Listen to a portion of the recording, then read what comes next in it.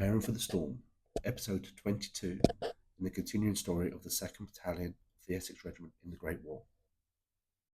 In 1917, there had been several Allied offensives, such as the Battle at Arras and at Third Ypres, both of which the 2nd Essex had been involved in. But most of these offensives were difficult to justify regarding the return on investment for the blood and treasure spent.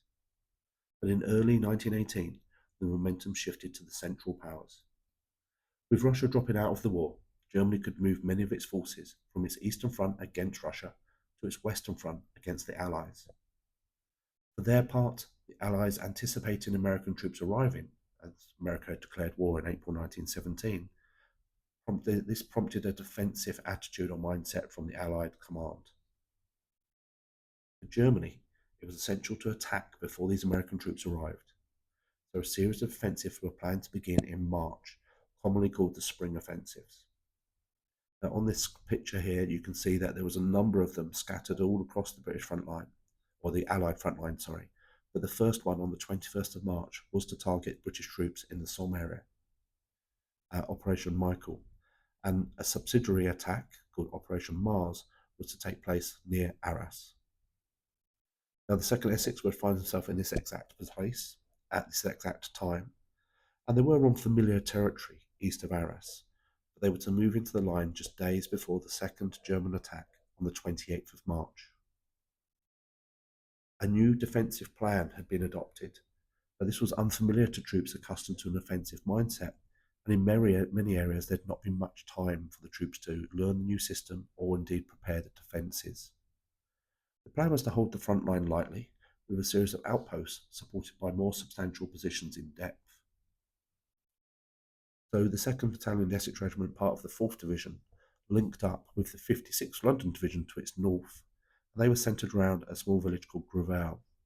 But there was an area between the two divisions that was not fully defended. This valley had been covered with barbed wire obstacles, but it represented a real gap in British defences. Now, anyone who's travelled south from the French coast on the modern road A26, commonly called the Route d'Anglaise, will have covered this battlefield area. It's pretty much on the site of the junction of the A26 and the A1. In March 1918, the 2nd Essex covered this ground with 3 companies in the front line. From north to south, there was A Company under Captain Willmott, then there was C Company under Captain Hughes, and D Company under Captain Arnold. The reserve was B Company, which was under Captain Basil Willmott, who is the brother of the A Company commander. Battalion headquarters was just slightly further to the west, in Chile Avenue, essentially just above where B Company is written in text on this map that I've made. The other units in the brigade supported the 2nd Essex. There was only the 2nd Essex in line. Behind them was the King's Own. Behind those was the Lancashire Fusiliers, and the idea was this was what would give the position some depth and some strength.